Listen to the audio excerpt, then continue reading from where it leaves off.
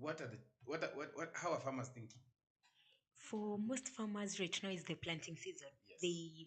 Some of them had already prepared land, Uh-huh. so everything is finding them ready. Uh-huh. And for as long as it lasts, Yes. people will be doing everything they need to do in their farm Yes. as they wait for their harvest. Very interesting. Yes. Very interesting. Those who are watching us, this is a Farmers Made Morning Show. You hear from County 034, and today we're going to discuss something very interesting: rain-fed farming. Is it a plus or a minus? What can be done? What if you are a farmer where you are not able to irrigate your crops and it's raining? What can you do? These are some of the things that we'll discuss today. What are some of the varieties that you can be able to grow, and the rest. Lakini before we even go there, COVID vaccine. Uh-huh. Unaonaje? How do you think? Do you think that this vaccine needs to be people need to get vaccinated, or should they get vaccinated? Have you gotten vaccinated? Are you planning to get vaccinated? Oh, that's a lot.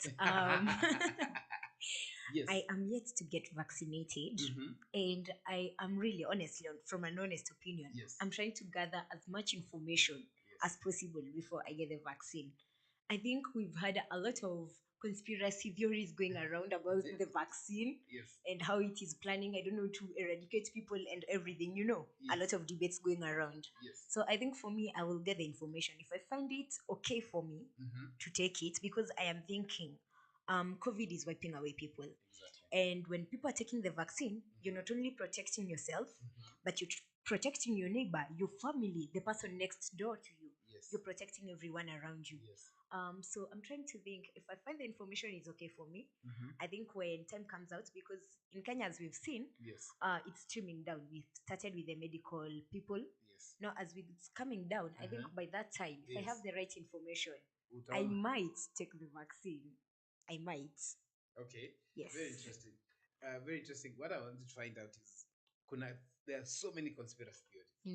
And one of the things that we did is that, and as we discussed this, you who's watching us right here from a Farmers Media, we have created a poll and we're just asking a question. The vaccine, the AstraZeneca, will you take the COVID vaccine? Has any of you taken? And we have very interesting comments there, which we'll be sharing with you. We have 58 comments, and we'll be sharing some of these comments live with you. And as we get into the discussion today of rain-fed farming and the advantages and disadvantages, and what you can be able to actually think through as you're actually discussing and getting to know the advantages or not. We'll also have our hourly proverbs. We have two proverbs today, which we'll be sharing with you. Yesterday's proverb was very interesting. Somebody sent me and told me, hey, knowledge is like a garden. If it is not cultivated, then it's not harvested. True. Very interesting. We'll be discussing that. We have some very interesting farming related proverbs from Africa, which we'll be sharing with you. Lillian. Yes. How many people do you know who you know personally through family or friends that have got corona? The people I know through friends are three. And the three people who got COVID, unfortunately, they all passed away. Okay. So I don't know of anyone who got COVID and got killed. The people I've had, they actually all passed away. I think it was especially between September last year and December. Yes. Wow, they all passed away between that time. Yes, and it's dangerous, and we want to make sure that you who's listening to us, watching us, you are actually aware that the third wave of is lethal. The third coronavirus wave is lethal, and we will try and get one of our internal doctors. That is Dr. Evans Nyarangi. We'll try and get him on phone for him just to take us through about technically the third wave, what it is all about, and the rest. So we'll try and get him on phone during the show. But getting back to our discussion for today, we are actually discussing something very interesting. I am being told that I am not being heard. Let me know. Let us know if you can hear us clearly. Clearly. Sarah. Yes. The producer will tell us whether we are clear. Yes. Now we can hear that you're hearing us. Very interesting. So it is now raining. It is raining. It's the rain season. What farmers do is that they start making calls. Do you have seedlings? Which seed does well where? Where is the disconnect between that and the normal farmers? And can you practice irrigation? Let's go first to that. What is the disconnect? Because farmers are wanauliza, hey, where can I get the seedlings and all that? Why do farmers wait for this? Um, let's start with rain-fed farming. Yes. You solely depend on rain Oh, so for you yes. to do farming. Good. Let's start there. Yes. What is rain-fed farming? You solely depend on rain for you to do farming. All right. So unless it's the rain season, Yes. you are not doing farming. So for me, I find it's more like a seasonal thing because it's not always raining all through the year. Yes. From January, we've not been having rains. Yes. So meaning these people, January, February, they were seated. Yes. They've not been doing anything. We are approaching April. Yes. So they are starting to farm between April. And then like there's some time, Yes. some space in between where they just do nothing. Their farms are completely doing nothing. Work on leave. Wako leave. Officially. Yes. Yes. So rainfed farming for them, Yes. it's what works for them. And it's one thing I found out very interesting that 95% of sub-Sahara Africa actually depends on rain-fed farming. Wow. 98%. 95. 95%. 95%. Wow. That is a very big percentage. Yes, exactly. Meaning we only have 5% under irrigation. Yes. And then you see in Africa, we have a problem of starvation and hunger. And now we ask ourselves, how is this connected with rain-fed farming? Yes. Because when you look at places where people are depending on irrigation, you have food all throughout the year because you can plant all throughout the year. Yes. But with rain-fed farming, yes. And then rain, like right now we have climate change. Yes. It can fail to rain. You wouldn't blame anyone. And that means even the planting season that you'd planned for in March, it might fail to happen. Wow. So climate change is affecting that. It is affecting it. Interesting, yes. And you see now that is what can lead us in Africa.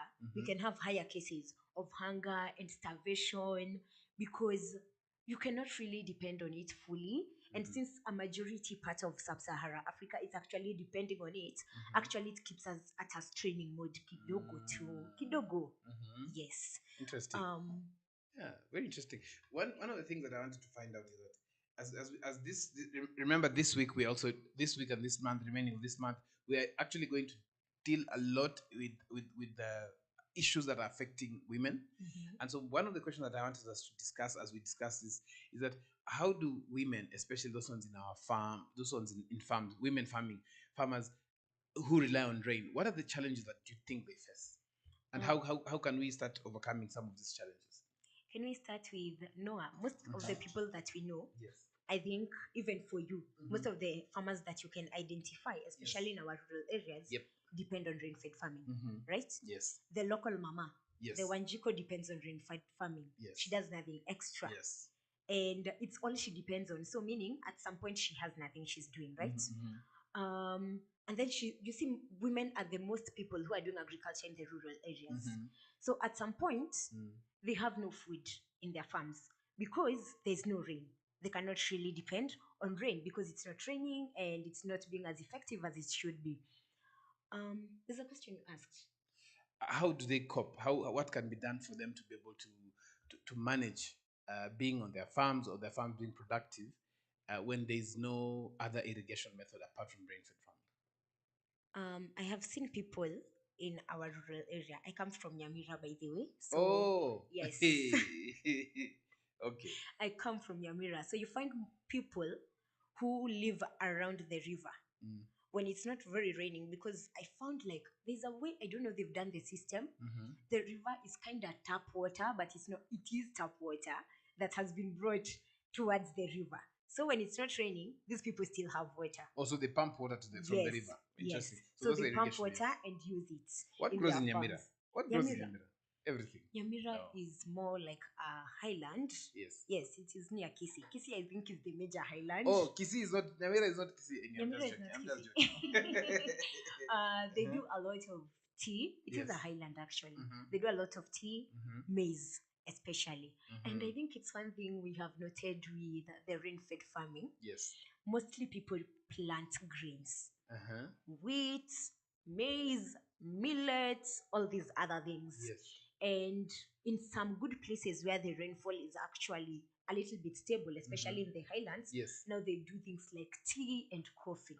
I think, I don't know, I haven't come across anyone planting tea under irrigation. I think most people I know in highlands, It's they do it rain-fed. under rain-fed farming. Exactly, yes. Yes. And so that is something that we'll just come into later on in the show, where we'll be discussing what are the crops that can do well through, as in rain-fed irrigation, rain-fed farming, and what else can be done to demystify this. But let me ask you a very interesting question here. When you talk about farming, Okay. jana nasikia kuna mvua ilipita hapa Kitengela, my friend. Wow, it found us on our way home. Nasikia ilipita. Ilipita. Hey, now let me ask you, which we'll go into deeper. I know that it's something that you really want to passionately talking about in terms of harvesting water and all that. Why do you think that there are some farmers who still rely on rain-fed? And they've not yet adopted any other form of rain. Okay. Of irrigation, sorry. Yesterday we did something. We said a proverb about knowledge. Yes. Knowledge is like a garden. Yes. If it is not cultivated, it cannot be harvested. Yes. These people don't have the knowledge. Yes. How do you expect them to use irrigation farming, yet some of them don't actually know anything about irrigation? Like in knowledge, is it knowledge that somebody brings to you, or it's just knowledge that you need to think about it and have it? It can work two ways. Yes. Two ways. Because I am thinking, yes, me, when I go to school, yes, I can actually get information and know there is rain-fed farming and there is irrigation. Now I am trying to think of a case where someone never went to school. Yes. An illiterate person, because let's not lie to ourselves. Yes, we have a lot of literate people right now. Yes. But we still have a certain percentage of illiterate people. This person knowing about rain-fed about irrigation will be hard, especially if they also lack exposure. So they've not seen anywhere where it's being done. Yes. So all we do is rain-fed farming, and they are relying on what has been done in the past. I think I was telling you someday about something like people doing things because this is how it has always been done in the past. Hey, and it has always worked. So it is okay. Very interesting. Yesterday, a friend of mine I saw posted somewhere, David Degwa. He posted something that we always believe in doing things the way they have been done, and we don't have we don't question. So it's the same thing as you're mentioning. Very interesting. Just continue. And since people find it to be working, they actually think it is okay. It is the only way. It is the only way. Interesting. And I think yesterday we were talking about something about training people and everything. Exactly, yes. And I actually met somebody and shared the same thoughts, and they're like, yes, I talked to somebody, one of the experts, but just proceed. Sorry, today I have very many things. No, it's okay. So that's why I'm saying it's a two-way thing. You can actually get the information yourself. Like right now we have Google. Google gives us everything. Yes. And also we have this instance of like people who can't access this information. There are people who still don't have smartphones. Yes. How can experts actually train them on it? You ask me the problem that could be making them not to have it. So I've said something about the knowledge. Yes. And I think capital. Should I say about capital for some people, especially some types of drip, some types of irrigation farming? See, like the drip, the installation, and everything. It's costly. You find the local farmer can't really afford it. Okay, very interesting. Yes, because that's a very important point. I talked to a farmer yesterday from Busia, and she actually mentioned, I will be mentioning that farmer right now. She actually sent me some information about themselves. Yes, so she is called Jacqueline. Yes, so Jacqueline sent me a message all the way from Busia. She wants to grow watermelon, rain-fed watermelon. And it was very interesting that Jacqueline, again, if you're watching us, shout out to you. She is a teacher by profession in Busia County, and she actually mentioned that they can only grow watermelon once a year because they can grow even the next season, but the only time that they can grow watermelon well is between May and I think July, and because after that the rains that come in September is crazy. The rain that comes in September is it has hailstones, and with those hailstones, what happens is that now it breaks like the watermelon and breaks everything. And so that's a very interesting point. And those who are watching us, Jacqueline, if you're watching us, shout out to you. And something very interesting as well for those who are watching us, this is a Farmers Media, as we have been talking about, and we are talking about rain-fed farming. What why do some farmers rely on rain-fed farming? And apart from rain-fed farming, what else can they be able to do? And if they only rely on rain, we're not saying that if you don't rely on rain, you'll not farm. No, we want to talk about and just dive in deeper as the show progresses in that how what can you be able to do? And we here at the Farmers Media, we always want you to attain knowledge and grow profits, and that's why we're discussing. We'll discuss quite a number of issues today. We'll discuss about drought-resistant varieties, which are the best crops to grow if you're relying on rain-fed farming. And we have our expert here as well, who is also a soil. We do call you a soil scientist. Scientist. Yes, and also just some of the things which are the areas in Kenya where rain-fed farming can work very well. Some areas that cannot work very well. What are these crops that you can be able to grow? I remember we were talking with the farmer in Siaya Okay. when we were just starting up Africa Farmers Club, and we managed to go and see and visit and help them grow watermelons. And this farmer was very interesting because we planted watermelons on, I think it was around two acres. Yes, when we did 2 acres, it was fantastic. The growth was fantastic. Germination was super. First time farmer. And then all of a sudden, and when the watermelons were really big, around 5-6 kilos at that time for a first time farmer. Okay. And it still had a month to go. Uh-huh. And then one day he calls me. I think I have some of the photos, by the way. One day he calls me and just tells me that the rains have finished the watermelons. And I did not understand. It was a bit steepy, but it's because what happens is that it had the rain had hailstones. It's actually a hailstone. Okay. And it broke all the watermelons, all the leaves, and the land was like very bare, like it wasn't there, like they didn't plant anything. But funny thing, 2 months later, he calls me and tells me that they're harvesting watermelon. And I was like, okay, you didn't plant again. What happened? Kumbe, I'll share some of the pictures if I have them. If I still have them on WhatsApp. Very interesting discussion that we had at that time with the farmer. So as we continue doing this, Lillian, one of the things that farmers keep on asking is, in case, like the farmer I was talking to yesterday, I told her, do you have water? And they're like, yes, we have constant water. It's fantastic. You cannot miss water when you grow watermelon from May. And I asked her, what do you mean? And she's like, yeah, they rely on rain-fed farming. And I was shocked. And that's why today I said, let's discuss this and just find out what are the what are the advantages that farmers have, what are the challenges, and then how can they go around it. Okay. So those who are watching us, this is the Farmers Media, and we continue talking to you, especially about how you can be able to attain knowledge, how you can be able to perfect your farms. Our mission as an organization is to make sure that you, as a farmer, attain knowledge and grow profits, transform your farms into businesses, so that you can be able to look at the risks, you can make wise decisions, and that is why we are here as a farmers, and more importantly, as a Farmers Media, to tell your stories so that you learn from other farmers and other farmers can also learn from you. Today we're discussing rain-fed farming. But again, as we continue, we remember that we're living in the pandemic era and COVID-19 is real. The third wave is lethal. And we want you to continue making sure that you are keeping safe. Wear your mask anytime, wherever you're going. Make sure you keep your social distance. I don't throw social distance outside the window.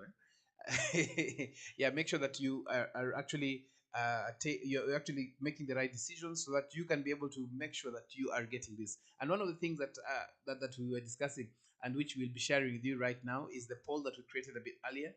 We created a poll earlier on today, and the poll was basically talking about COVID-19. Very interesting comments that we're seeing there. A friend of mine, Charles Ngeno, says that, hey, Charles said, I am not boarding. I'm not boarding. You can see the post? Yeah. Yes. I'm not boarding. I survived the past 1 year and I will still survive. Very interesting. Oh, no, no, no.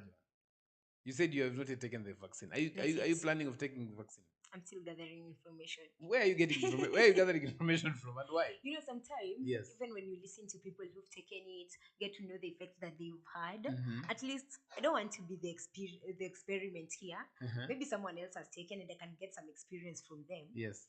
I can just rely on that. Very For the interesting. meanwhile. So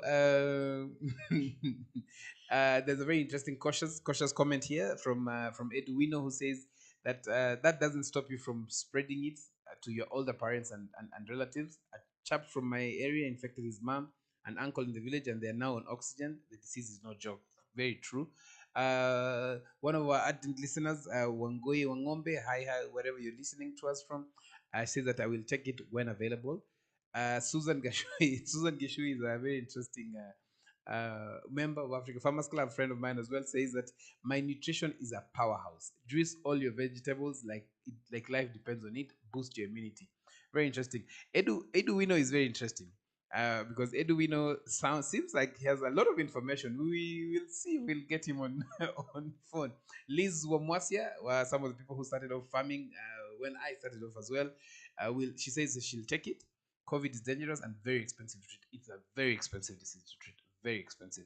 We have Malinga Ronald, a friend, a brother to our late friend and colleague Katono Margaret, says that it is unfortunate that we live in the largest misinformation age. The amount of misinformation going around about vaccines is alarming. I shudder to think that would have happened to the what would have happened to the human race if it had been as pervasive as during the Spanish flu crisis. Very interesting. Very, very, very interesting. We have a friend of mine here, Nicola Romano, who is actually one of the experts in agribusiness in Kenya, who says that him is not taking it. We have very interesting. So we have interesting discussions here. We have Muhdar Mohammed, who is a friend of ours. He has some very interesting foliar fertilizer. We will try and get him next week. Yes, next week as well on in the show. He says, I'm not really sure because if the vaccine cannot stop me from getting it, I don't know. You know, there's something interesting. Someone interesting. Yeah, Ruth Signer. Ruth Signer. We will try and see if we can be able to get you. Ruth Signer says, I took it yesterday. No side effects. But I heard the side effects are not immediate. Wacha tuone. Wacha tuone. Too early. Tuacha tutaona tu. Mimi sijaongea chochote hapo basi.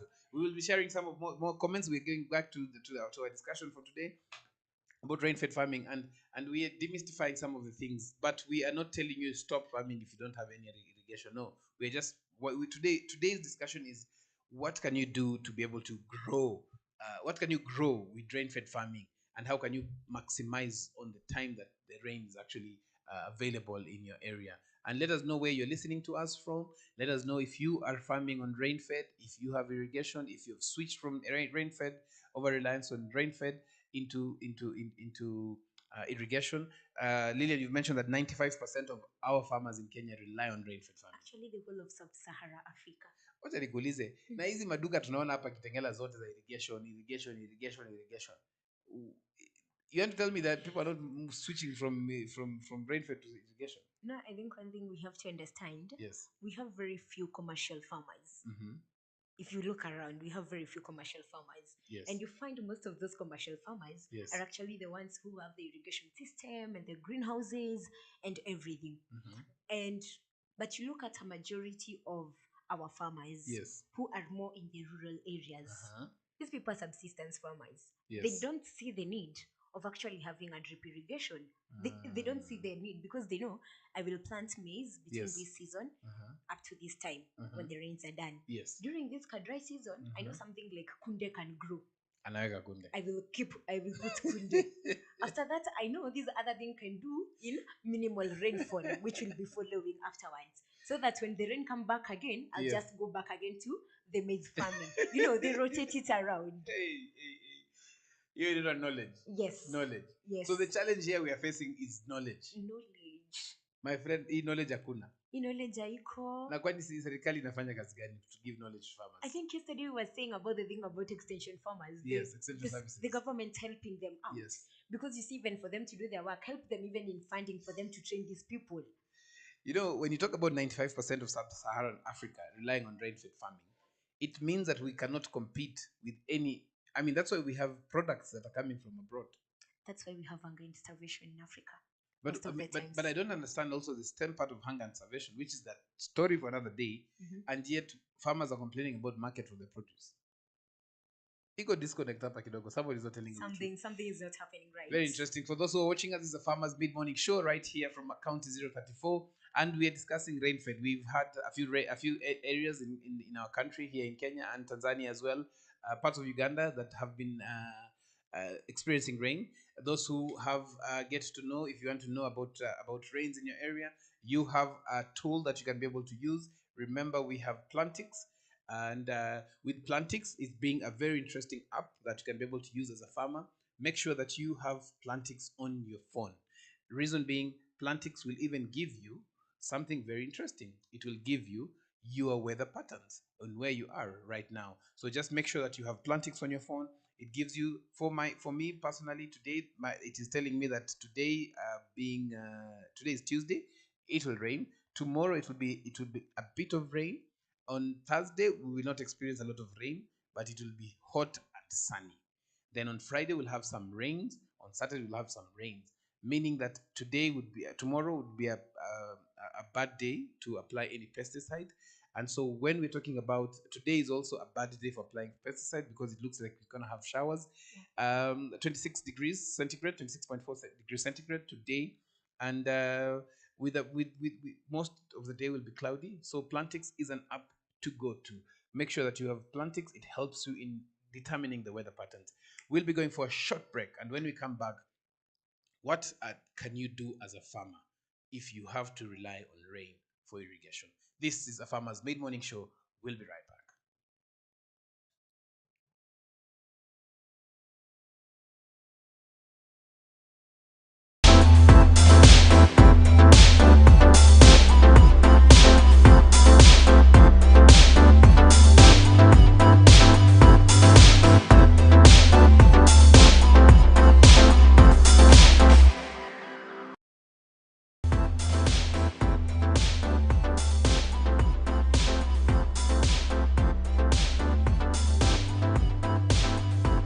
This is the Mid-Morning Show with Noah Nasiali Kadima.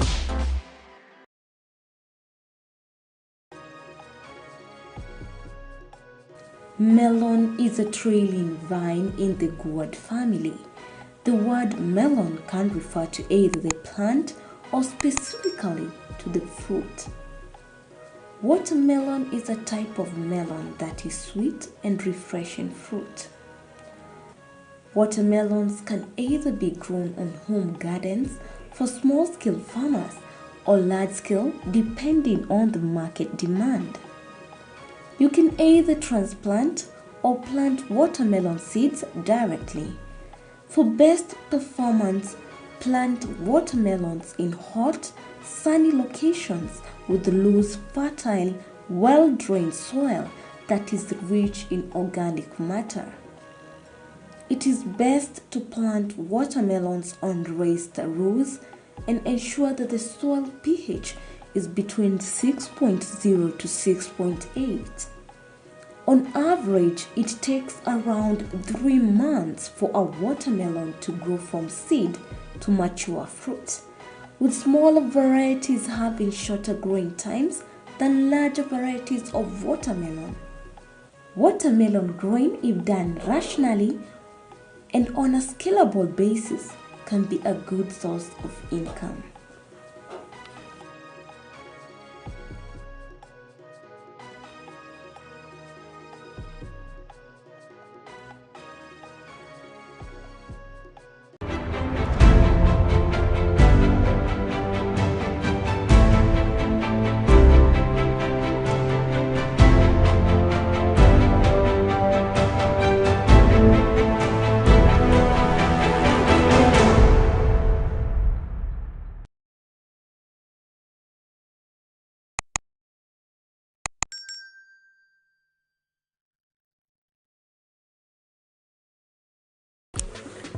Cauliflower is a cruciferous vegetable that is naturally high in fiber and B vitamins. Cauliflowers are annual plants that reach about 0.5 meters and bear large rounded leaves. As desired for food, the terminal cluster forms a firm succulent cud or head that is in form of a cluster of flowers.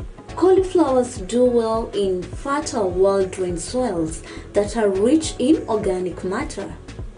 Just like other plants, cauliflowers are also affected by different kinds of pests and diseases, which can hinder its growth, including unfavorable climate and growing conditions.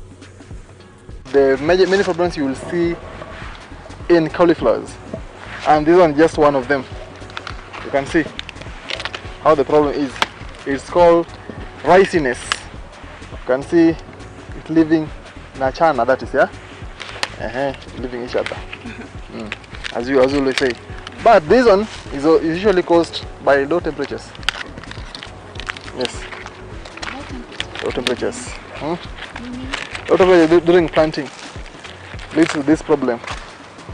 So you have to make sure during planting you have favorable temperatures for your crops.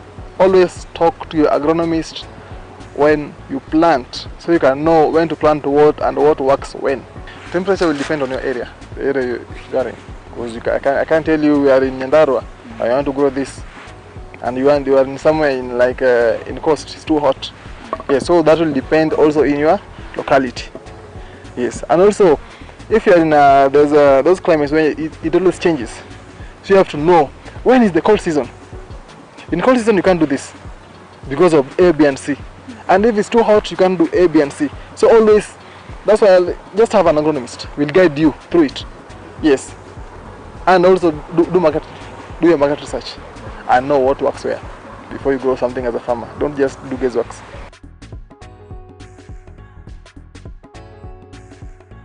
There's a lot of pests that attack cauliflower. The most notorious one is aphids. Aphids will circle your leaves, and one thing you'll know, there's aphids on your leaves. They're always curling. Yes, they will eat, or they will suck the sap out of the leaf, and now when they are too weak they start curling. They curl inwards. So that's how you'll know you have aphid attack on your farm. Yes, and now what you can do to control aphids on your farm is always keep them in check by spraying. There's always a chemical solutions to it. There's a biological, and then there's IPM. Yes.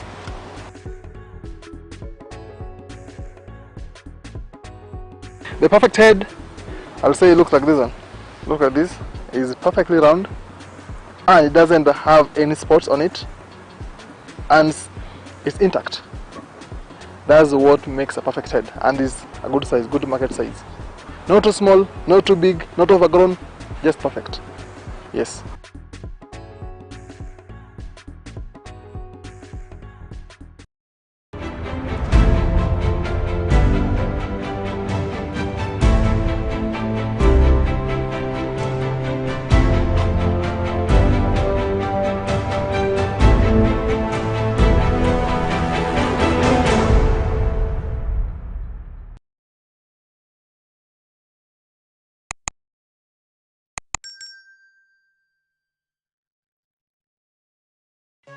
A nursery bed is a small area of a yard or garden that's used for growing certain selected plants.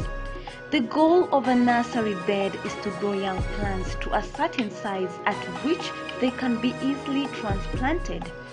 A nursery bed can also be used to evaluate plants to see if they are worthy of planting in the larger garden, to observe their growth, habit and color, or watch them for pests and diseases.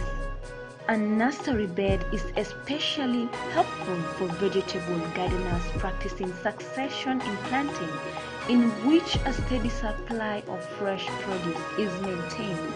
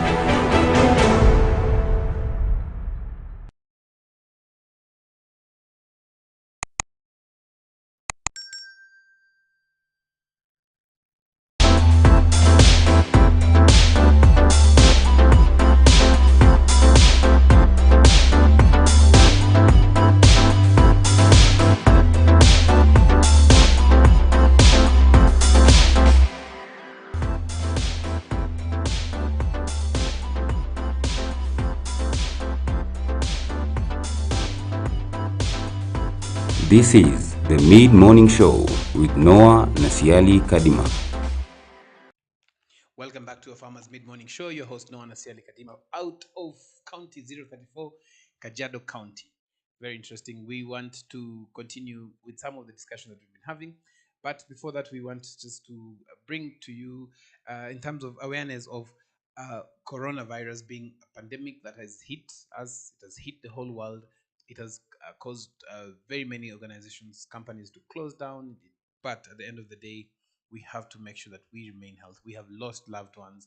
We have lost people who we know. We have lost champions. We have lost people who have actually fought for their lives all through, only for coronavirus to attack. We've lost.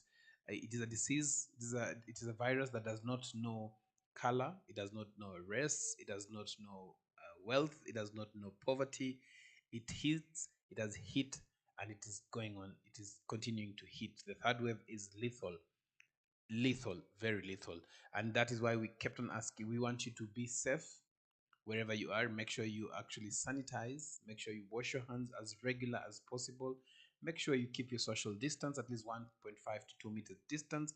It is quite challenging, and hence the reason being, then you can only make sure that you have a mask. Make sure you have a mask. Avoid crowded areas. Kama wewe ni mtu kwenda mtu wa mtungi, Lilian, kama wewe ni mtu wa mtungi, unapunguza, afadhali uchukue mtungi ukunywe kwa nyumba. If you have to have your favorite drink, it would be better probably to have it in the house if you can, but make sure that you are safe. Lilian, we saw there's somebody who I knew all along, all as I was growing up, and she was on our TV stations in the morning hours, and something that we always knew, it used to be called Club Kiboko. Najua miaka yako bado ni kidogo. It used to be called Club Kiboko. Yes. And the sad thing is that yesterday she left us. That is the late Lona Irungu. Yes. I saw that yesterday. Yes, she fought almost half of her life with getting kidney transplants, but Corona took her, and very interesting that it is hitting everybody. The third wave is very lethal. For those who are watching us, the third wave of coronavirus is lethal. It does not have the same symptoms that we've seen. It is just a matter of now getting to protect yourself. As again, we repeat and reiterate what the Minister of Health said a while back last year when this was starting, this pandemic hit us, is that jichunge unichunge. So just make sure that you are safe. We are going back deeper into our discussion, and now we want to discuss something. But before we even go further, yesterday you mentioned something very interesting, Lilian. You mentioned that there's a group of farmers that you are working with, and they increased their yield by testing the soil. Were these farmers doing drip irrigation, or were they rain-fed farming?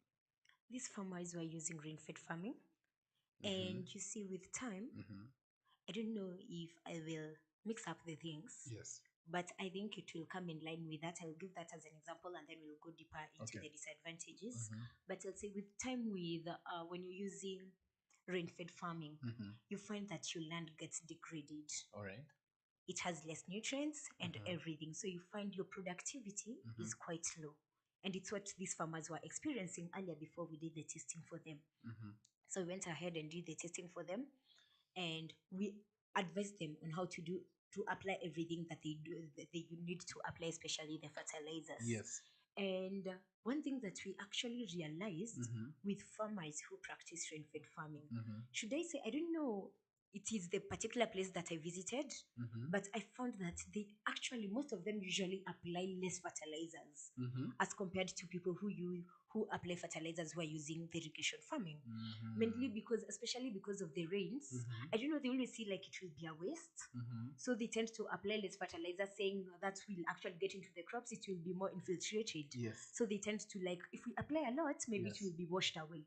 So most of them use less fertilizers. And you find if your crops are not getting enough nutrients, then you tend to have low productivity. Yes. But now when we went and did the soil test, and now we are like, okay, you've been applying this amount of fertilizers, Yes. but this is actually what we need you to apply. Mhm. Yes, there's nothing like, oh, it will be a waste, it will be washed away with the rains, Hiyo ni story too. Ni story, hatutaki Yes. kusikia. Yes. This is what you're going to do. Yes. And then with time, it kinda improved Yeah. their productivity. Yes. The yields were going high, the crops were looking good. And you see, and I am like, actually, when you look at these people in the rural areas, the thing that you were saying, they are doing things just because they've been done in the past, and because it has been seen to be working in the past. Yes. It is the main thing that is still holding us in rain-fed farming. Because some people, Yes. actually, you see, the way we were talking yesterday about you can try and access funds and get loans and try Yes. to improve your agricultural system. Yes. Because I am thinking you have a businessman who has a shamba in your local village. Yes. But this businessman actually has the ability to get a loan. But we've been in this mindset where, Yes. oh, I'll just tell the people at home to plant maize during the maize season, like Alright. this time. Yes. And then this other time, the land will just remain, and then I wait for next year. But if these people actually, some people who can access loans, actually made an effort of doing these things that we need them to do, like irrigation farming, and help us to improve the productivity. Yes. Because you see, I am looking at an instance where we are relying on rain-fed farming. We are producing a limited amount of food. Yes. At a certain period. Yes. At a certain period, we don't have food. Exactly. And that is where the disconnect comes, and that's sometimes where we get confused and find and ask ourselves, sometimes there's a lot of food, it goes to waste. You find farmers are complaining about markets. You see very terrible pictures of farmers throwing the harvest. And this other time, there's just hunger. Should I say it's because you see, like right now, Yes. you go to almost every rural place, everyone is planting maize.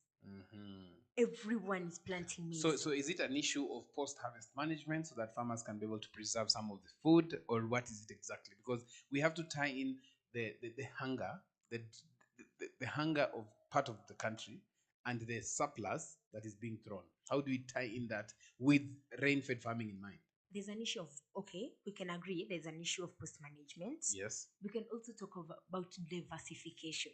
We have this mentality whereby very interesting. in Kisi we only grow these. How do you grow in Kisi? In Kisi, but then most of the farms, either they have tea, yes, they have maize. What else do they grow? Bananas. And that's just about it. I was just about to ask you when you don't grow bananas. That is just about it. But I see a lot of some time back I went to Homa Bay. Homa Bay is not far from Kisii. Homa Bay is not Kisii though. Yes, I know. Yes, so but in the market at Homa Bay, most of the people who were there were coming from Kisii, and something that really that stood out was, apart from bananas, those spring onions. Yeah, they do spring onions. A lot of spring onions. They do arrowroots, nduma. Arrowroots. No. In our place, I've not really sweet seen potatoes. them. Sweet potatoes, they do. Yes. But in those sides, I'd say sweet potatoes, we have a lot of sweet potatoes also from Luoland. Yes. Yes. From Homa Bay. Yes, we have a lot of sweet potatoes from that side. All right. And I actually find their varieties better, sweeter. To be sweeter, honestly. Yes, and there's a certain orange variety that goes. But anyway, going back to the discussion, you've talked about diversification. So when it comes to diversification, and yet the rains have different, you see, sometimes the rains are too heavy. Sometimes there is no rain. How can farmers manage that part? And that's, getting into the discussion of what can farmers do to maximize the period that they have rain, and then what can they do when the rain is not there? What are some of these things that farmers can invest in, either as communities or individually? I'd prefer working as communities. All right. I think working at an individual level, especially for something that we need to help most people, it will actually strain a lot of people financially. And because we need the government to come in hand and help us, because agriculture is actually what's sustaining Kenya right now. Yes. So so they say. It contributes like a majority part of the GDP. Yes. So we need the government on board. And I'd say like something for like, we need to tap water. Yeah. We need to tap water, especially during the rainy season. We find a lot of water going into waste. Yes. Especially the runoff. Yes. I was reading something earlier this week, and it was a certain article in India to plant their crops. And over the years, it has seemed to increase the productivity of India and the Yes. yields All over right. time. So when we tap the water, because there's something about a lot of rain raining, Yes. we tend to have a lot of runoff, Yes. a lot of runoff water, Yes. and it goes into waste. Yes. Interesting. But if the runoff water can be tapped, it can become very essential in later days. And you see, I as an individual, Yes. I cannot build my own dam. But let me just cut you short there and ask yourself and ask you one thing.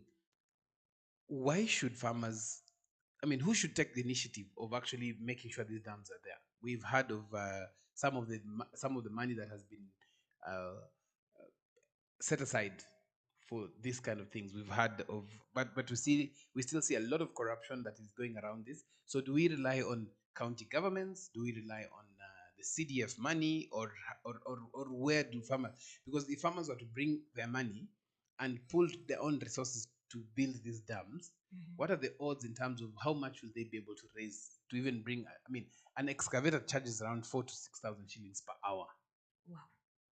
Where can farmers get this information, and who can be able to support farmers do this, to come up with, I mean, building a dam? I tried building a dam, my friend, hata niliwachia hapo katikati, nimeamua sasa nataka kupanda nini, bamboo.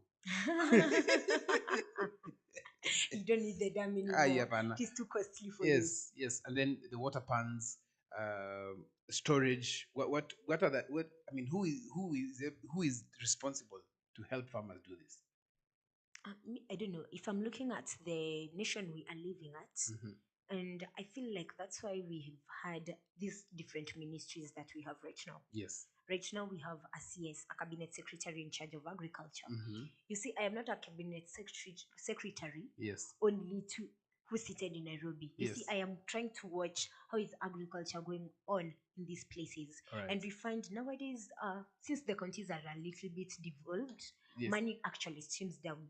Does it go there? No, money streams down to the counties, Yeah, but it gets lost. Hey, that's the question I want to ask. When it goes there, I think the issue is our leadership, which I don't want to really discuss. But I think the issue is our leadership. Yes. If our leadership was effective, yes, actually these things could be achieved. So can farmers be able to come up together and say, okay, guys, this is what we're going to do. Kila nyumba, ukivuna mahindi, the cost of the price of one bag of maize will convert it into pesa ya kuchimba bohol. Si bohol, kuchimba The dam. Do you think this is something that farmers can group themselves together? Yesterday when we were discussing, something that came up very interestingly in terms of cooperatives coming up in communities and doing things together. And you also mentioned that today. Is it something that we can be able to say, okay, how do we encourage farmers to take up this responsibility? Over time, yes, I think now I have seen a lot of projects going around, a lot of NGOs trying to support such projects. You find we have NGOs that actually support agriculture. Yes. If they find you are a group number of people, yes, and you're actually trying to run a project, yep, some NGOs actually step in to help you with the funding and the processes that you guys need to do, because you find they want to improve the livelihoods of the people. Yes. So I'm thinking the first step, actually start, like the first step, let's start by grouping ourselves. Right? Tuanze kazi. Yes. We group ourselves. Yes. This is the project we want to do. We want to build a dam. All this right. is what we have. This is the much we can raise. This is what we can do. We actually have even people who write proposals and everything for you to be able to obtain funds, to be able to drive your projects. I think people should make use of such facilities, because I think you as a farmer, Noah, if I want to contribute a certain amount of money, yes, we are saying we can only use an excavator for 1 hour at 4,000 or 6,000. Yes. We are 10 farmers. In a day, how much are we going to contribute? Do you think I think it's quite costly. Yes. For individual farmers. Yes. I think it will make sense if you're doing it together. Do it together. Very interesting. Those who are watching us, let us know where you're watching us from, and most importantly, let us know if you're a rain-fed farmer. What are the challenges? What are the opportunities as well? Let me tell you something. Most farmers do rain-fed farming because they live in areas where rain comes and regularly. I actually find it's easy. There's nothing you have to do about it. You just sit and the rain comes. Yes, let us know where you're watching us from, Which kind of irrigation do you do you use in your farms as well?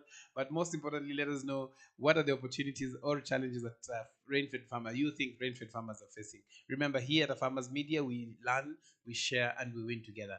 Next week, we'll be having some of the goodies that we'll be sharing with you, our faithful followers and viewers as well. And so today, as you can follow in the discussions, follow us on your social media channels. We have a Farmers Media on Facebook, on YouTube, a Farmers on where you're watching us right now, on a Farmers on Facebook. We have our Twitter handles, a Farmers, all of them with a Z at the end. And just make sure that you continue sharing with us some of the information that you are receiving.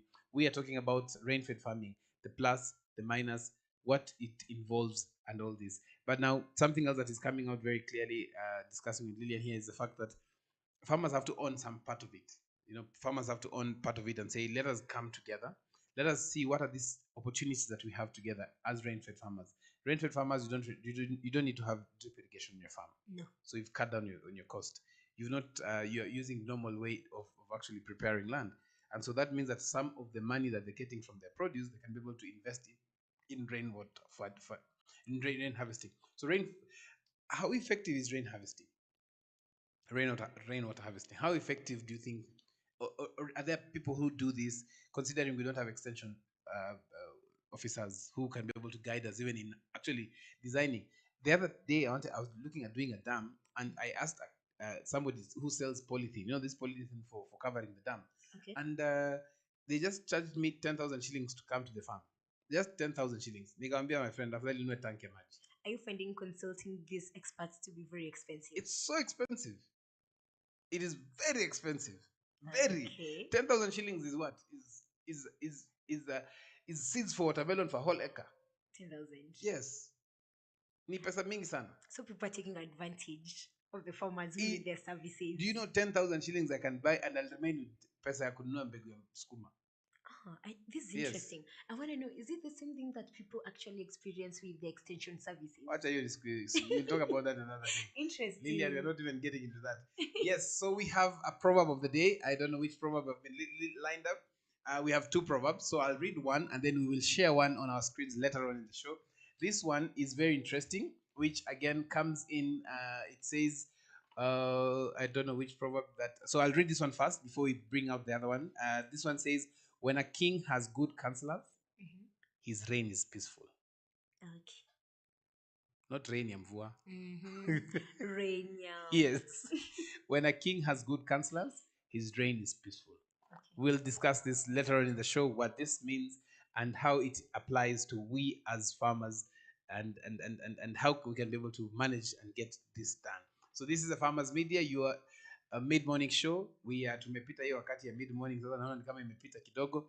We will be giving you some updates, and remember to join our colleague Conrad Kibe. Conrad Kibe, very interesting young interesting guy who will be taking you through the farm drive, evening farm drive right here in the Farmers, making sure that you attain knowledge, get entertained, and grow your profits.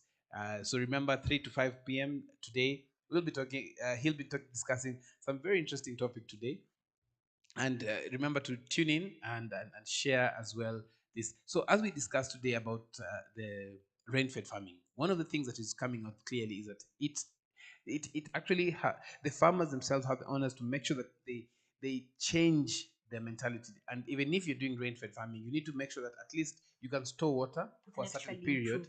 You can actually improve it. And something that caught my attention, and yesterday I was talking to the farmer from Busia, Jacqueline, and I mentioned to her, and she said, "No, our potatoes, we got so many tons of potatoes harvesting, and our soil is very good, and we're doing grain-fed farming." And I told her, yes, but you still need to test your soil. And she was very confused. So let us know the farmer that you went to visit and you guided to test the soil, and you mentioned that they were doing grain-fed farming. How successful were they, and why did they opt to do soil testing? These farmers, they had very low productivity. All right. Over time.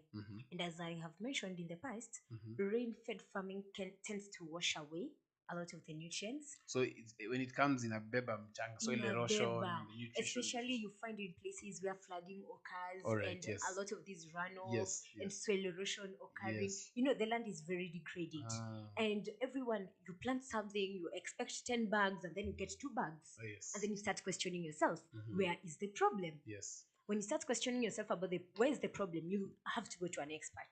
Me, when I'm coming to you, you did everything well. Yes. Your spacing was right. Your farm management practices, weeding, everything was done right. Yes. Pesticide management was done right. We have to go back to the basics. What is the root of the problem? We start with the soil. And when you test the soil, you actually find it lacks a lot of nutrients. You know, like you will go to test the soil and you find they don't have nitrogen, they don't have a lot of the nutrients that the plants needs. The pH is altered at Yes. some points, Yes. and things need to be corrected. Yes. Things need to be rectified. Okay. And that's why we do the soil test. We'll do the soil test, Yes. and then I will start teaching you on the fertilizer application and everything else that you need to do. And once it is done and you follow every other good management practice Yes. that you ought to be following, you will automatically get increased productivity, increased yields. So whether you're doing rain-fed or irrigation, testing your soil is paramount. It is paramount. Lazima, you need by default. It is paramount. I think Yes. there's something I should say about rain-fed farming. Yes. When you are practicing rain-fed farming, your management practices have to be very right. Very, very right. Explain. Because in English, pole. In English, Si haraka haraka sana. Yes, pole. Yes. I am talking about, let's say, in a place where it rains excess. Yes. A nutrient like nitrogen can easily be leached from the soil when there's too much water, right? Exactly, yes. So runoff gets away with nitrogen. Yes. You see, if you don't focus on your fertilizer application, which is part of management practice, yes, if you don't do it right, you still won't get enough productivity. Exactly. Yep. So I think that's why I'm saying the management practices have to be very right. Very you can't important. you have to combine both the rain-fed farming and your management practices for very you important. to get the good productivity that you need. All right. So as you say this, it means that everything else in and around what farmers do, it remains constant. The only difference is that the choice of whether you're doing irrigation or rain-fed farming. Everything else remains constant in terms of good agricultural practices, labor, and all this. And you're saying that when you're using rain-fed farming, chances of your soil losing the nutrients are high because of flooding and soil erosion and runoff. Okay. So what can you advise a farmer who is actually doing rain-fed farming? Where do they start? Are they? I mean, and they are able to get like probably a water pan, dams and all this. How would you advise such a farmer? Where do they start? Do they start farming first, or is it the other way around? Okay, let's start with either the farming or the harvesting. Yes. Do they start with harvesting first, or do they start with farming first? Okay.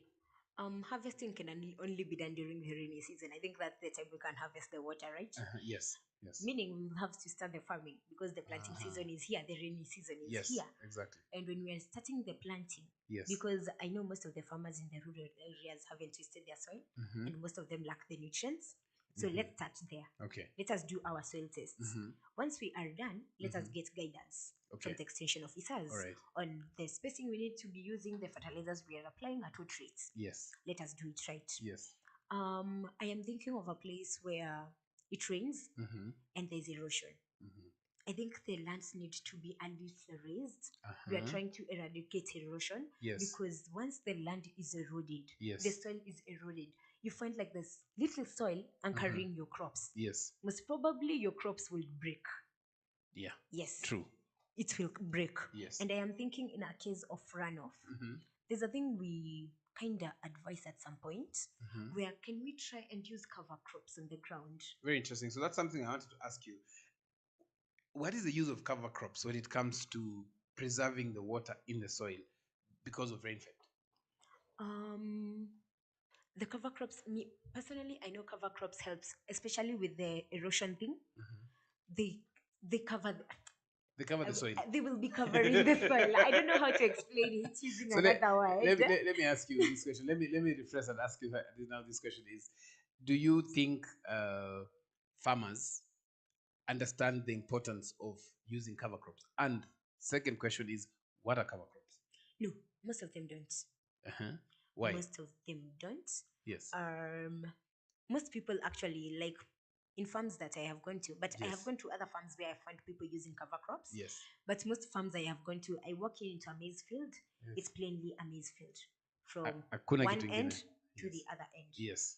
I went to Kisi last year Uh-huh. and I found my aunt. Yes. She's way older, around 70, 75. Wow. And I found her, she had planted maize and groundnuts. Yeah. And you know, groundnuts are low lying. Wow. So they really cover her soil. Yeah. So you find her management is actually easier. The nutrients are retained within the soil. There is no runoff, there is no erosion, everything is retained. And she uses actually very minimal things like fertilizers because they are not being washed away. She uses very minimal of them. And I was actually impressed. And I think there's a project we were working with, and we were advising farmers to plant maize and other legumes to act as cover crops to be able to maintain their soil. So you can use you use the legumes as cover crops. Yeah. So how how do you identify this is a good cover crop? How high should it be? Is it 30 centimeters, 20 centimeters? Because maize cannot be cover crops. But Maize can't be cover yeah, so crops. what are some of the crops examples? Beans, kunde, groundnuts. kunde. Uh-huh. What other legume? Can watermelon be a cover crop in a samba in a cover? No. So what are the characteristics of cover crops? So that farmer for the viewers who are watching us, just to understand, yes, as much as we're talking about rain-fed farming, there are some other activities, good agricultural activities that we can practice that can favor us. So that instead of doing mulching, you also plant a crop that you can benefit out of. Yes, you can benefit from where, I mean, if you have to sell it, anything like that. Yeah. How do you make sure that you've identified the right cover crop that will not compete with the nutrients of the other one? And then which crops can you plant cover crops with? You cannot do maize with beans. I mean, sorry, you cannot do maize. You cannot do beans and onions. Oh yeah. So what are some of these crops that you can use as cover crops? We've mentioned beans. Beans, kunde, groundnuts. Hizo ndio sasa Most probably I prefer using the legumes. You see something like legumes, you find legumes fix nitrogen in the soil. Yes. So it is beneficial. Yes. If I am planting this and it's actually, you say like we are growing a crop that needs nitrogen, and we are saying sometimes nitrogen tends to be easily leached away. Yes. But when we get a legume as a cover crop, Yes. it is fixing for us the nitrogen. So the plant kind of tends to remain healthy because it tends to get the nitrogen from the soil. Yes. And when you're planting a cover crop shouldn't grow so high. Yes. It shouldn't grow. You see, I am thinking of a spreading crop, as you've mentioned, watermelon. Yes. Imagine growing a cover crop that's covering the whole place. The whole place. Like it's something structured because So it's something find exactly. it is structured. Okay, Because even you're doing the spacing, Yes. it is structured. You do like this column and then this other column of the cover crop. It's something very structured. I don't want something that will go around the farm. That even your management now, when you want to do something like weeding, it becomes hard. How can you weed with a watermelon plant covering your ground? Fantastic, very interesting. So you're basically using a crop that you can control. The whole idea is that for it to cover the soil, there's less erosion, leaching. the runoff is minimized, and everything else. But then at the same time, it makes your management practices easier. Fantastic. It doesn't hinder it. Wow, fantastic, very interesting. And those who are watching us again, this is a very interesting discussion. It's not just about rain-fed and irrigation and irrigation farmers. It goes deeper. It goes into practices, good agricultural practices. It goes into things like soil testing. It goes into planting cover crops. Cover crops is something important. I've seen very many people have actually, very many organizations have actually started initiating, telling farmers to be able to factor in cover crops, especially for rain-fed areas. So this is something that we would like to also make sure that you, if you're a farmer, that is growing crops, if you're doing farming through rain-fed watering, make sure that we are not saying that you stop rain-fed farming, but what are these other activities? What are the other activities that you can be able to grow? And we have seen something very interestingly that you can actually have practice rain-fed farming. Make sure that you have tested your soil, which is paramount. Make sure that you are also diversifying your crops, whatever you're planting. Make sure you're using cover crops to be able to help you reduce the leaching of the nutrients, soil erosion, and making sure that you're controlling the runoff water. And this way, you can be able to be successful in rain-fed farming. 95% of sub-Saharan farmers, Africa farmers, are using rain-fed farming. Are you part of them? Let us know what you're experiencing in the comment section, and let us know what are you doing, especially in terms of harvesting water during when it is the raining season. We are experiencing some short rains now. Again, as I continue to mention that there are tools that we can be able to use to help at least predict at least 80 to 90% of the weather patterns. I personally use Plantix, which is a tool that can help you weather to know the weather, to forecast the weather, that is. And right now, today, it's telling me, as I mentioned earlier, it is telling me that it is a good day. It is not a good day to apply pesticides because we're experiencing around temperatures of 26 degrees 26.4 degrees centigrade to be exact, and we will be having some slight showers today and tomorrow. On Thursday, it will be a good day for us to be able to spray, probably, if need be. Remember, if you're spraying, remember to use a sticker, which we'll be mentioning which one of the stickers that you can be using as well. So make sure that you are well informed. Use tools that are available there. You can check the weather pattern. I use Plantix. It has worked well for me, and I'm sure it will work very well for you as well.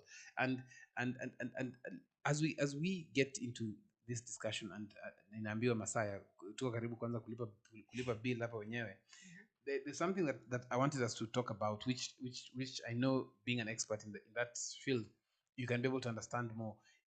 Are there things which I have heard, but probably not all farmers have heard? Is there something called like the drought-resistant varieties of crops? Najua nyanya hakuna drought resistant. What are these crops in case farmers are in an area where you really want to practice farming, but limited in terms of there's no borehole around you, there is no irrigation system around you, there are no dams, you don't have a pump to pump water from probably any source of water around. Are there varieties that farmers can be able to grow? Like I saw a farmer near Machakos Junction there who does, I think, 250 acres of legumes, rain-fed. What are these? Are there varieties that like that?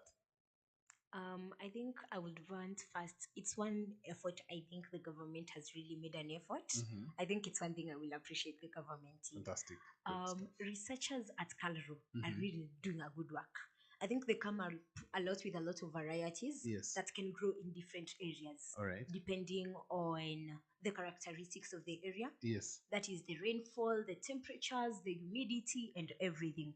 And you find when you're going to buy the seeds, and you are asking to sell the agrovet person. The agrovet person, once you go there, they always ask you, where do you stay? And you find that even the seeds are labeled. You find these can grow well in these areas. Exactly. Like there are fruits I can also grow. As a bean farmer, I can also grow them in highlands. I have a variety that maybe will grow there. And I have a variety that can actually do well in these dry places like Joska and everywhere else. Exactly. And they are really labeled everywhere. I remember there's a time in Kisumu, we were planting a M11 variety of, was it beans, that was really growing very well. Kisumu These are the climate beans. Yes, it kind of tends to be very dry. Yes. They have very low rainfall. Very low. Very low rainfall. And whatever variety we were being given by the researchers, it was really doing well because it was suited for the environment. I think I would tell farmers, for them, when they're buying seeds, it's one thing they should consider in mind. There's a thing I have noticed, Noah, that I have to say. Most of these farmers actually never get seeds from the shops to plant. So they always, like from what I harvested last time, this is what I use. Is it dangerous? It is very dangerous. Why? Sometimes when the seeds are infected. At some point, the seeds are dormant.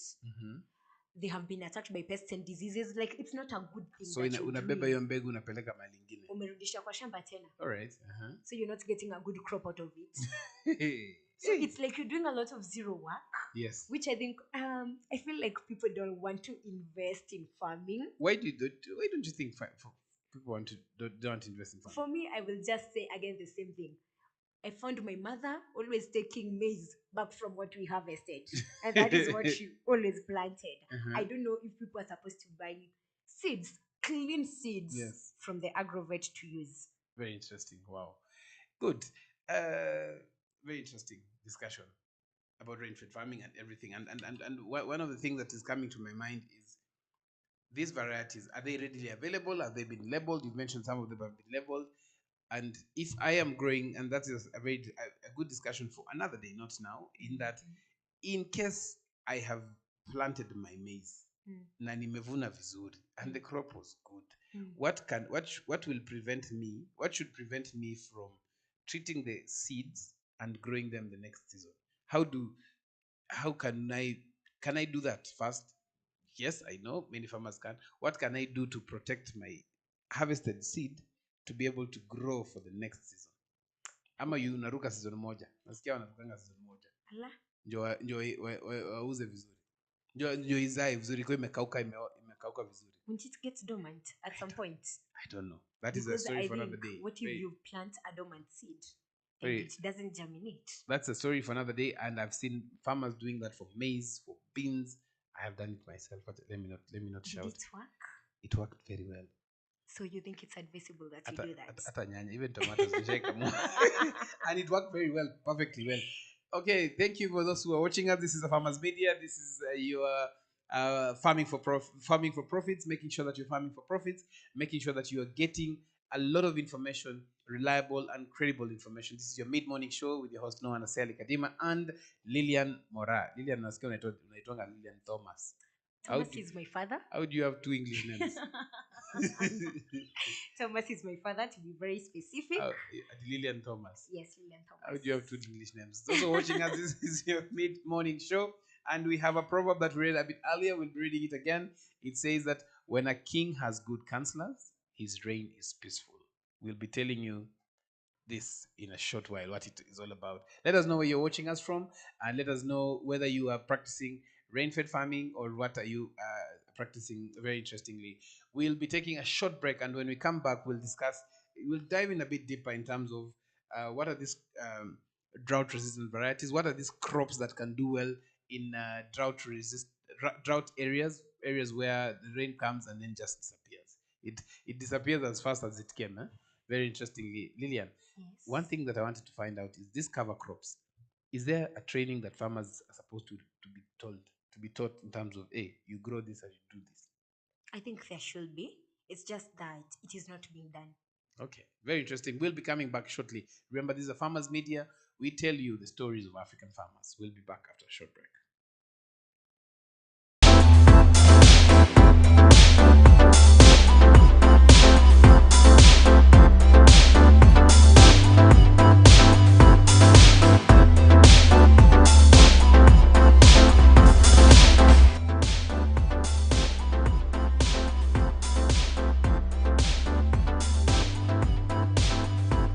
This is the Mid-Morning Show with Noah Nasiali Kadima.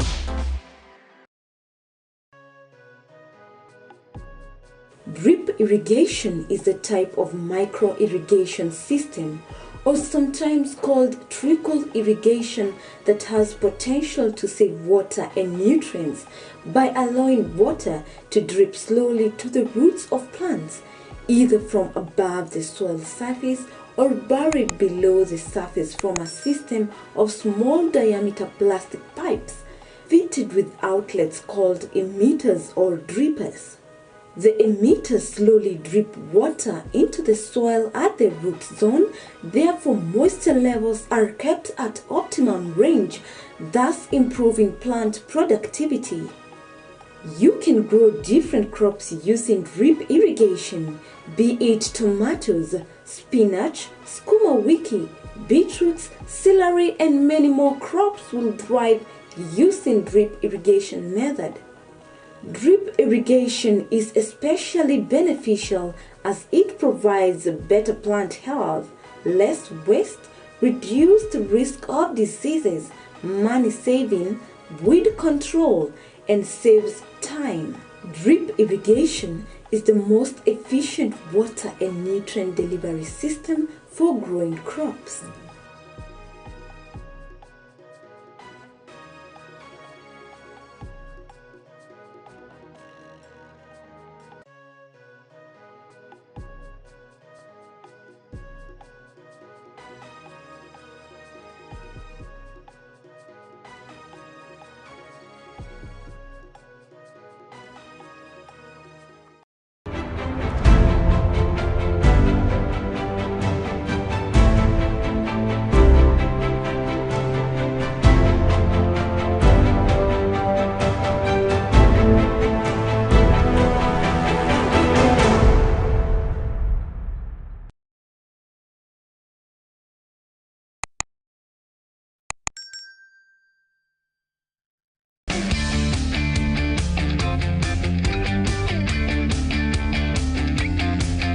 One of the most important activities on our farms is scouting. Why is it important? Because you get to know what is affecting your crops on a daily basis. Join me, Noah Nasiali Kadima, every Tuesday, 7:30 p.m., where we guide you to attain knowledge and grow profits.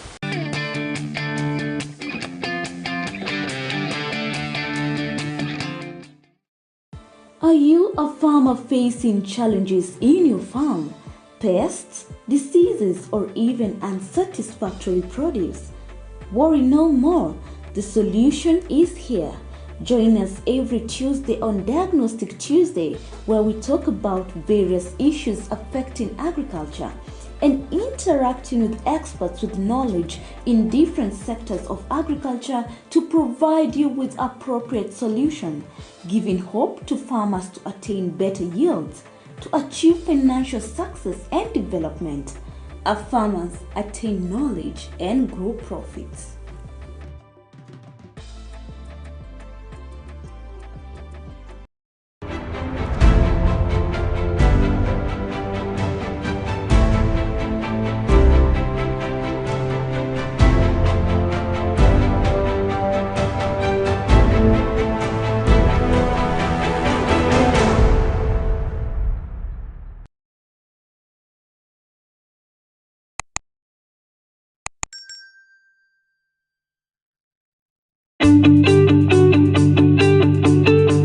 As we quickly progress from agriculture to agribusiness, market is key. Join us every Wednesday as we bring to you Market Watch, a show that covers candid discussions regarding the state of the market. Tune in and let's turn our farms into businesses.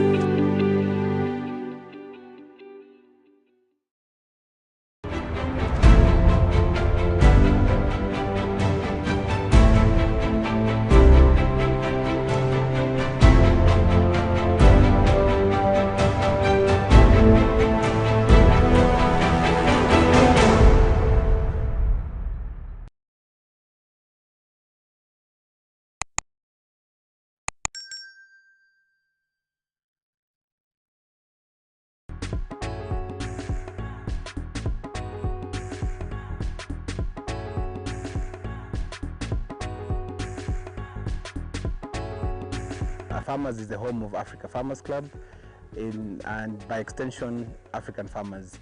The whole idea behind Farmers is to transform the image of an African farmer from a producer into an entrepreneur, somebody who actually does not think about how to produce onions, but how much is going to be used to produce onions, and so that way then they can be able to transform their vision, they can be able to look at their farms as businesses, and they can be able to know when to engage with the market. What we have done is that we have developed a hub where farmers bring their information, bring their questions, their challenges, and other farmers are there to come out and help. Facebook has not just been instrumental, Facebook has been a working partner for myself as well. And Facebook has actually transformed the way we relate, an open platform. My background is in tech, and I know you cannot build a platform that can reach out to so many people. Initially, it was just a few farmers in 2 counties, Machakos County and Kajiado counties, but now it has transformed. We have a stronger membership from Nigeria and Zambia than even Kenya itself, you know. And the reason behind this is the messages I get from different farmers across Africa. And then something interesting came to my mind, and I thought about using the camera. Every time I visited farmers, I would be able to post in the community, in the group, in my own profile, and just share the story of the farmer that I visited. And then I asked myself, why wouldn't I get this information, develop it in a way that other people can be able to benefit? If we go for a training, how do we capture that so that those who are not, the farmers who are not able to come for that training can still benefit? And hence the birth of a farmers media. Our mission as an organization is to help farmers, African farmers, to attain knowledge and grow profits.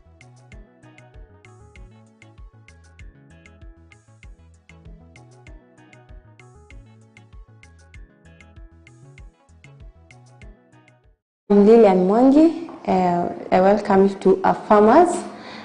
Farmers is a community-based organization whereby we bring farmers together and we train them on different farming techniques and methods, and so that they can make profits from farming. So we also have a Farmers TV, whereby we are able to bring farmers together and get even more knowledge through the social media and different channels. Yeah, that's what we are and that's what we do.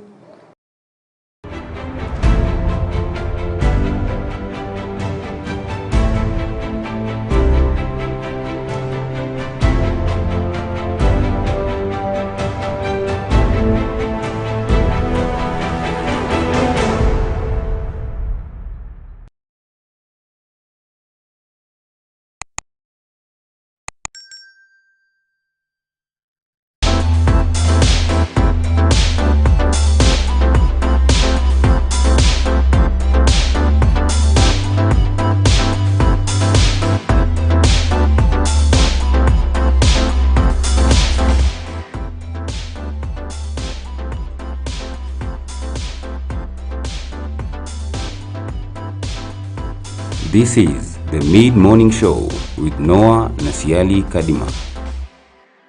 Welcome back again to a Farmers Mid-Morning Show here at a Farmers in County 034. And one of the things that we've discussed today in detail is something about rain-fed farming. What is rain-fed farming? What does it involve? What should we be able to do to make sure that we are succeeding in actually harvesting rain? But what are the practices? What are these normal practices that farmers, be it whether you're doing irrigation farming or you're relying on the rain? And we've seen some of the important things that we have actually discussed is things as basic as making sure that you're testing your soil, making sure that you are able to practice good agricultural practices. One of the things that is very informative that we've actually received is making sure that you are planting cover crops. So whatever crop you're doing, make sure you have cover crops, or you can do mulching as another option, but mulching is quite expensive if you don't have the grass around you. The cover crops is also something that you can yield. Some of the cover crops that we've been advised by our expert is how to grow is things like the legumes, that is beans, kunde, that is cowpeas.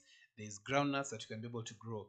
And why is because this is going to help you. You can be able to control.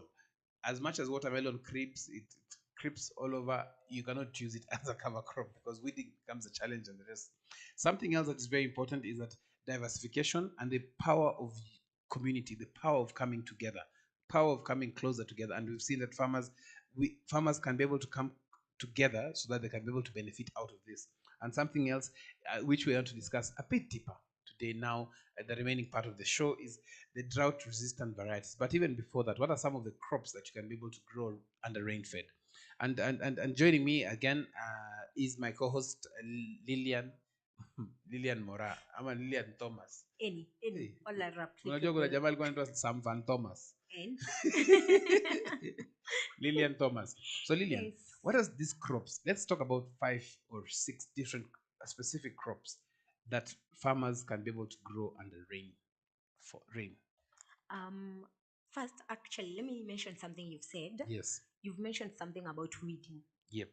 I think it's important that we put it across. Yes. In rain-fed agriculture. Yep. weeds tend to sprout out so much because Yeah. you see, rain, you don't restrict it to a certain place. Rain will the water will be all over the farm. Kila mahali. Kila mahali. Yes. So you find if you have weeds in the farm, they are also receiving water. And if they're receiving water, they are also growing. Yes. So weeds tend to be more, especially in rain-fed agriculture, and you need to do more weeding. Yes. Yes. So it kind of becomes a little hectic for them, but I Yes. think it's one thing they should pay attention to because you don't want the weeds to be competing with your crops Yes. for nutrients if you Yes. want high productivity. So we are talking about crops that we can grow Yes. in places where we don't receive a lot of rainfall. Exactly. Yes. As much as we depend on rain-fed agriculture, the rainfall varies in places. Yes. In Kisi, it's a highland. We receive a lot of rainfall.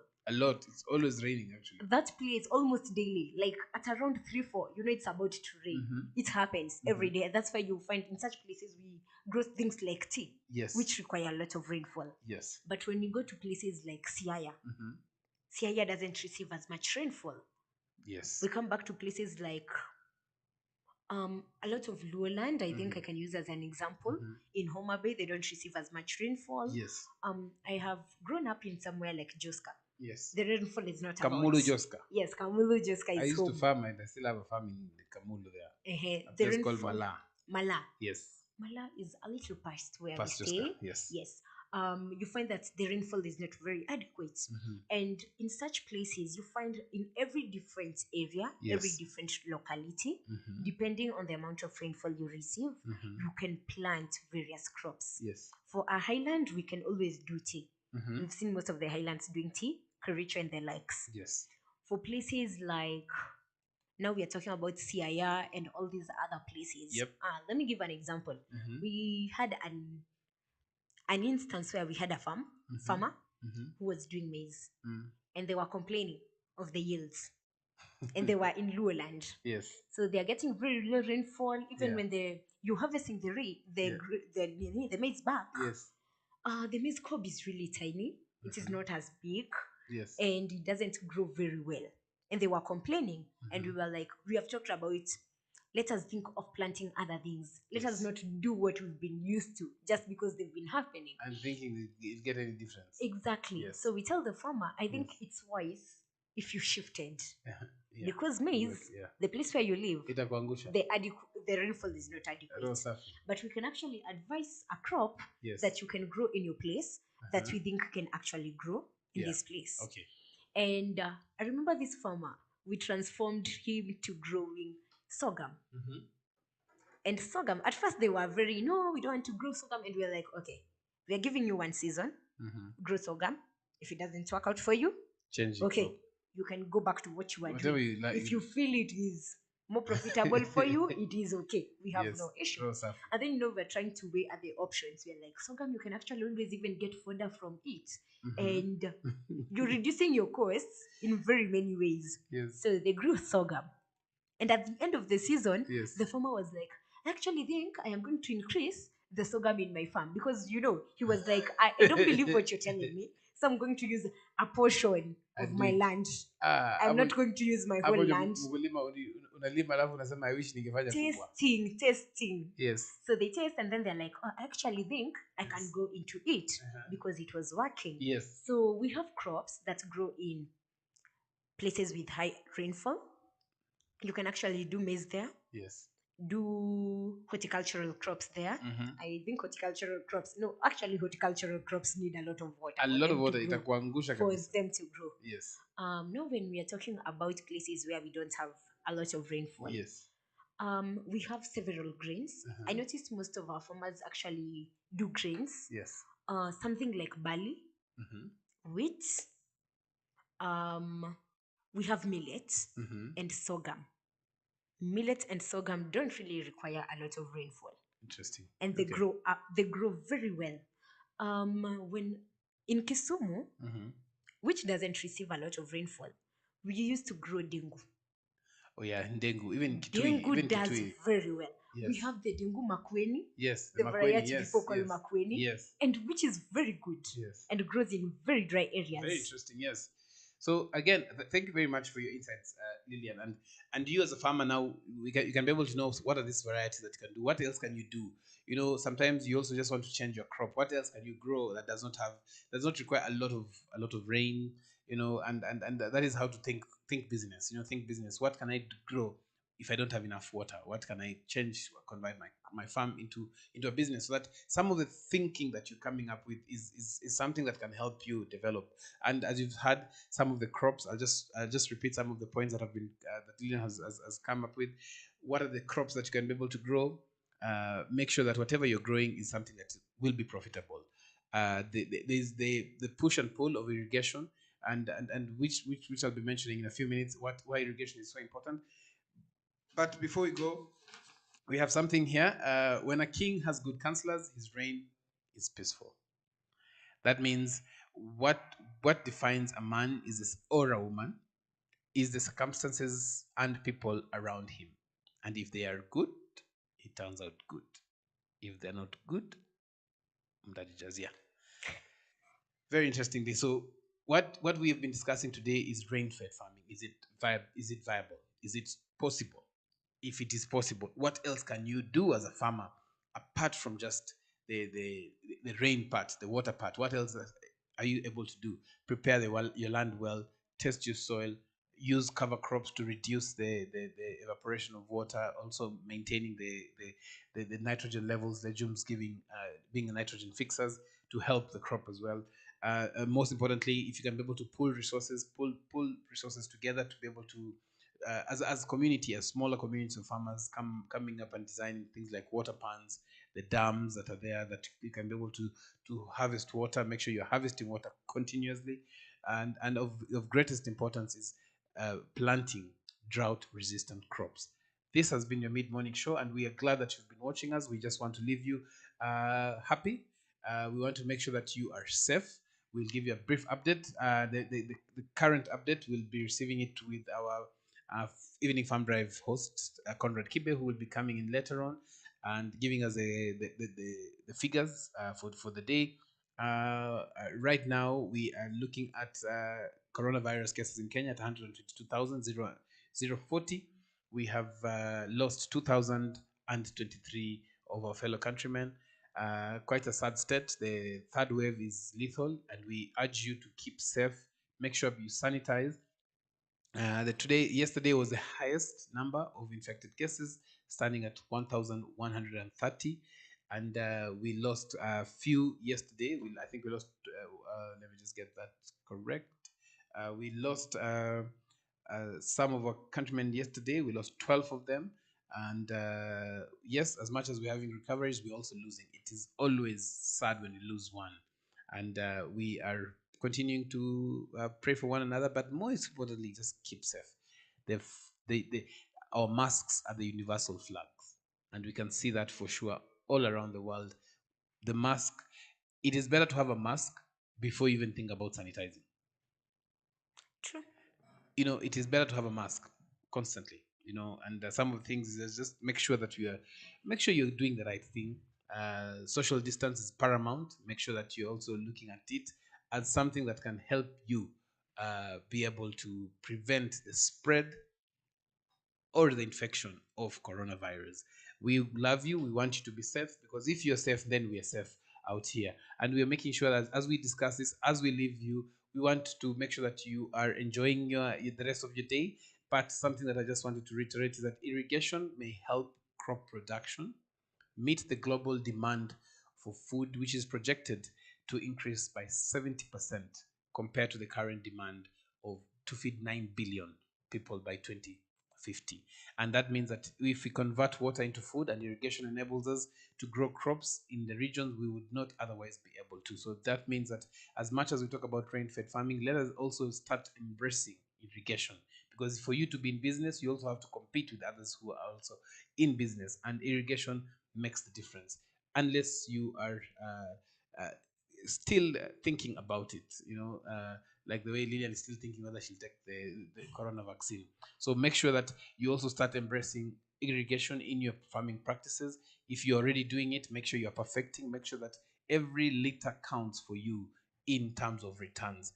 This has been a Farmers Mid-Morning Show. Your host, Noah Naseli Kadima, and my co-host, Lillian Mora, and Lillian Thomas, Asamfan Thomas. Lillian Thomas, thank you for having stayed stayed with us. We are hoping that you'll tune in at 3 o'clock with our host, Evening Farm Drive host, Conrad Kibe, to make sure that you continue attaining knowledge and growing profits. See you tomorrow.